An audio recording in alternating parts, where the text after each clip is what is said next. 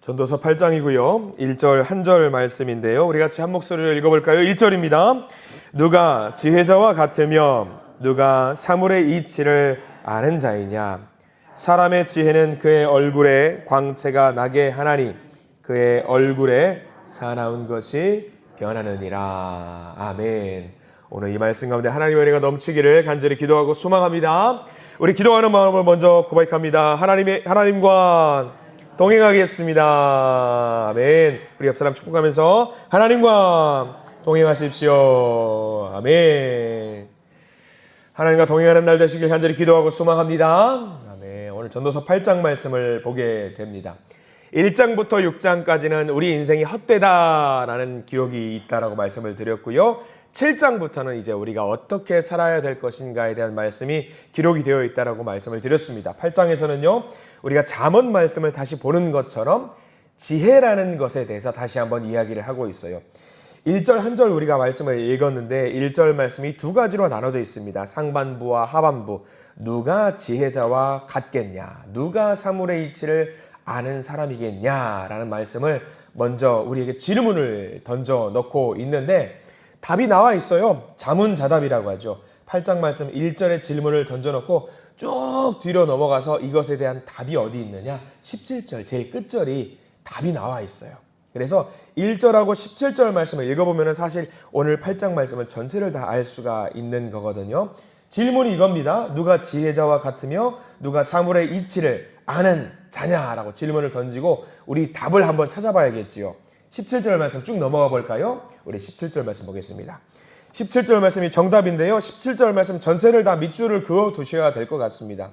누가 지혜로운 사람이냐? 누가 하나님 보시기에 정말 지혜가 있는 사람이냐에 대한 정답입니다. 17절 읽어보겠습니다. 또 내가 하나님의 모든 행사를 살펴보니 해 아래에서 행해지는 일을 사람이 능히 알아낼 수 없도다.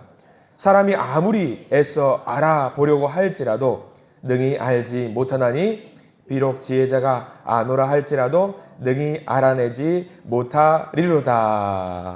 알 수 있다 없다? 없다. 없다라는 거예요. 없다. 하늘 아래에서 자기가 아무리 똑똑하고 지혜가 있고 영리한 사람, 세상을 살아가는 지혜를 알려고 노력하는 사람이 있다고 할지라도 그 지혜를 알 수 있다? 없다. 없다. 공부하고 논문 쓰고 책도 내고 발표하고 석학이 되어가지고 내가 박사노라 지혜자가 됐다라고 할지라도 그 일이 되어가는 세상의 이치를 되어가는 것을 알 수 있는 사람은 존재하지 않는다라는 것이 1절 질문 그리고 17절의 정답입니다.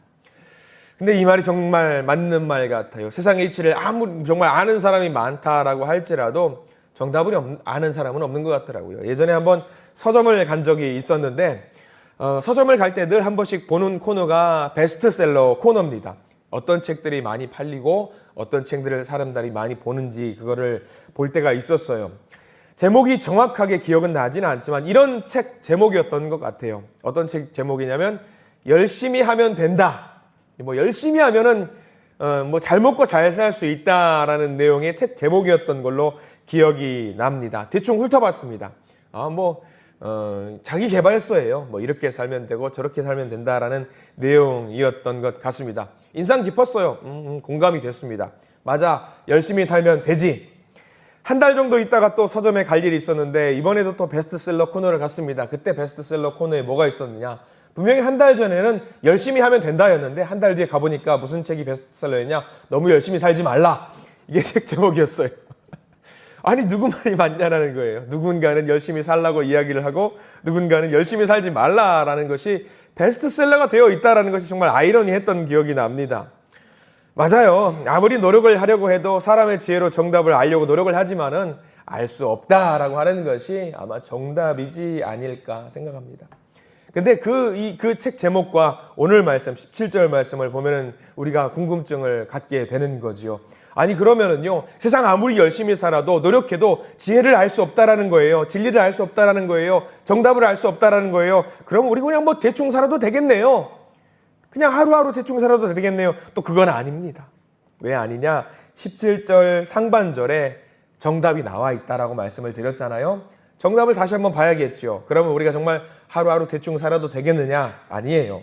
17절 말씀 볼까요? 또 내가 하나님의 모든 행사를 살펴보니, 여기가 정답이에요.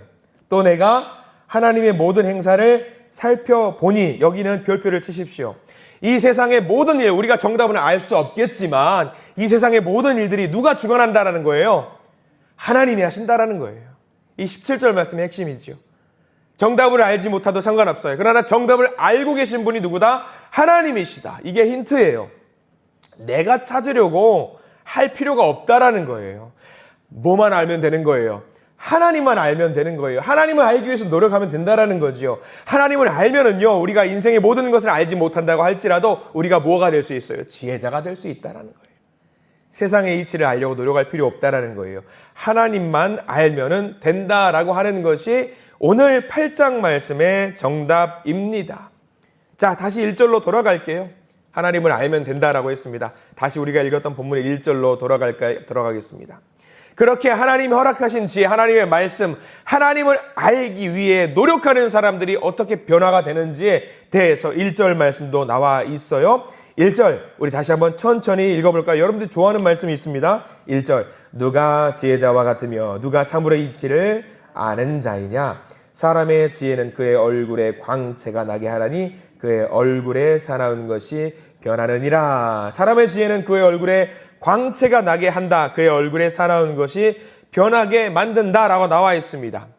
지혜를 굳이 쌓으려고 노력할 필요도 없습니다. 근데 우리가 하나님을 사랑하는 마음과 하나님을 알아가는 그 지혜를 조금씩 쌓으려고 노력하면은요, 자기도 모르게 그게 쌓여요.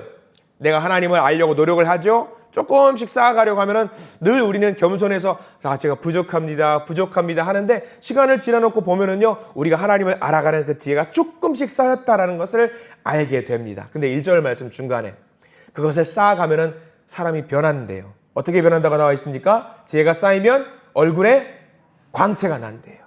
광채가 난대요. 광채가. 근데 이거를 자기는 알아요, 몰라요? 자기는 몰라요. 내 얼굴 볼 수 없으니까. 근데 누가 알아요? 내가 지혜가 쌓였다는 것, 하나님을 조금 알아간다는 걸 누가 알아요? 옆에 있는 분들이 안다라는 거예요.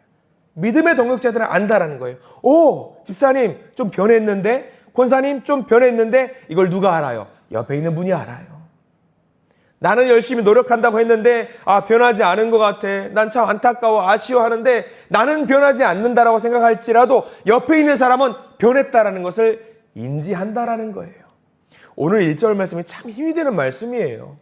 왜? 여러분들 비싼 로션 사다 쓸 필요가 없어요.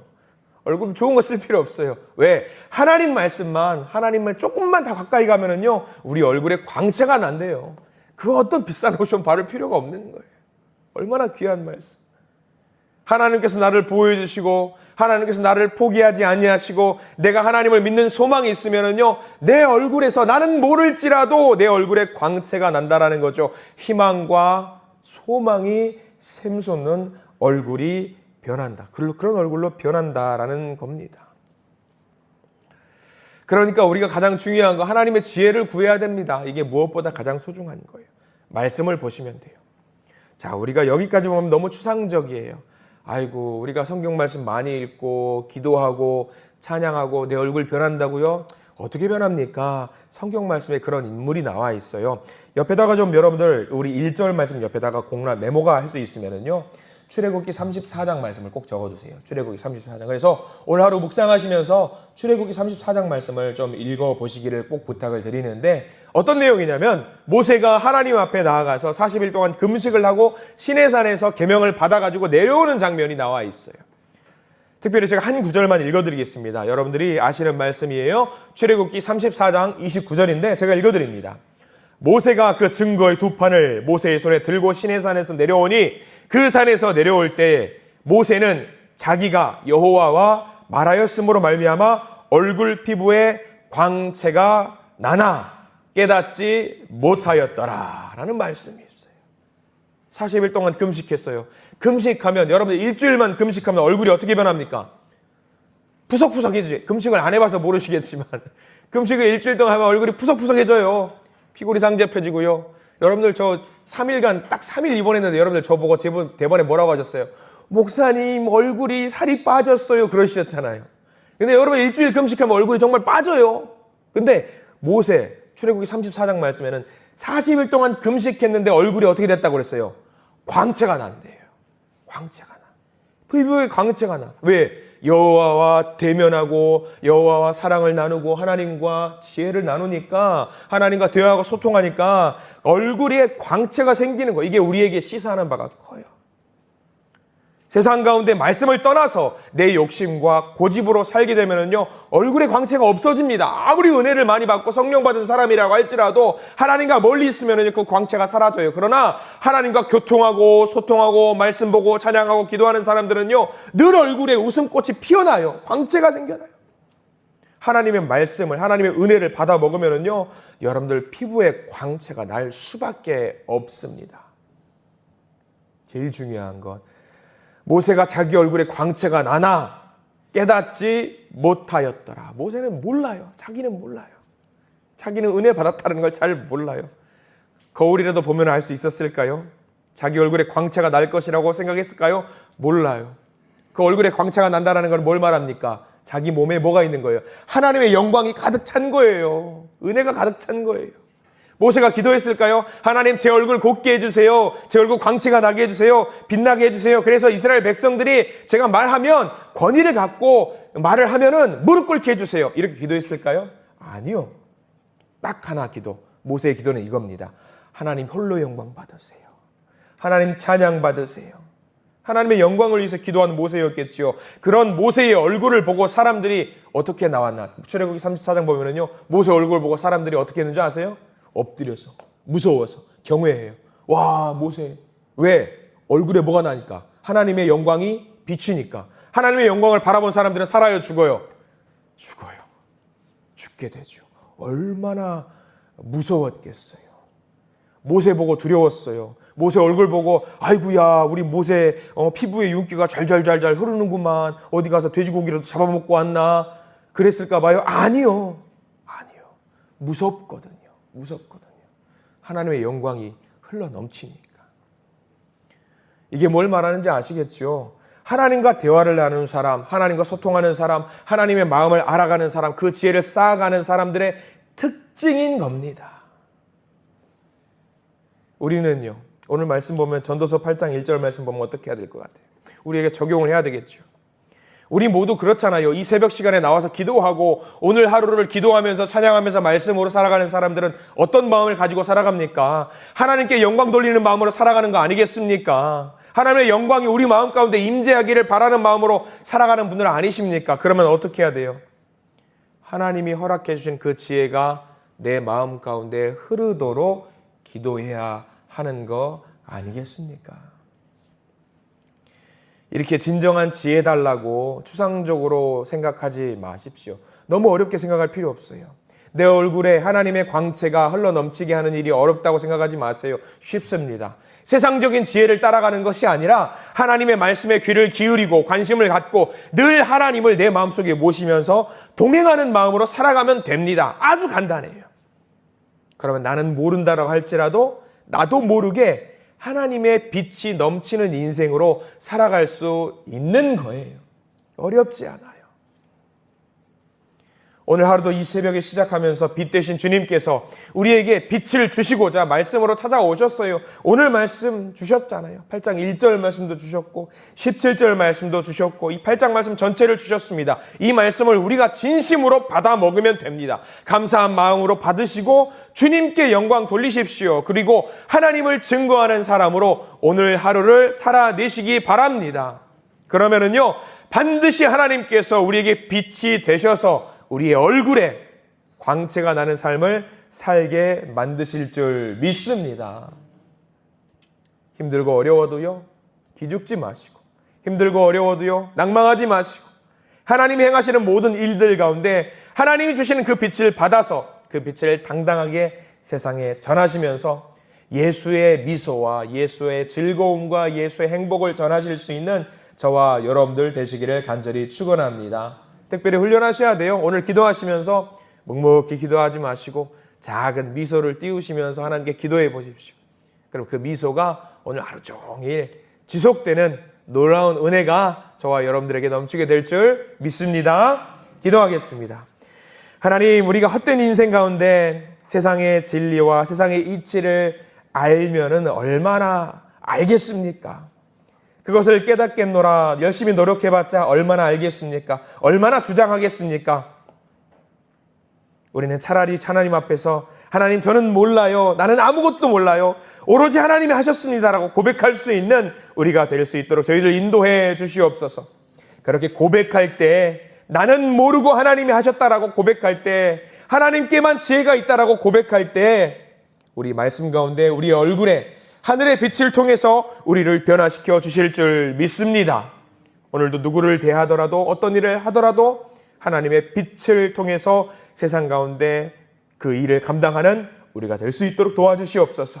특별히 어둠 속에 있는 자들에게 하나님을 알려주는 자들이 되게 해 주시옵소서. 형제와 자매들 가운데 가족, 자녀손들에게 하나님을 알게 하는 하나님의 빛을 전하는 우리 모두가 될 수 있도록 인도해 주시옵소서. 예수 그리스도 이름으로 간절히 기도드립니다. 아멘.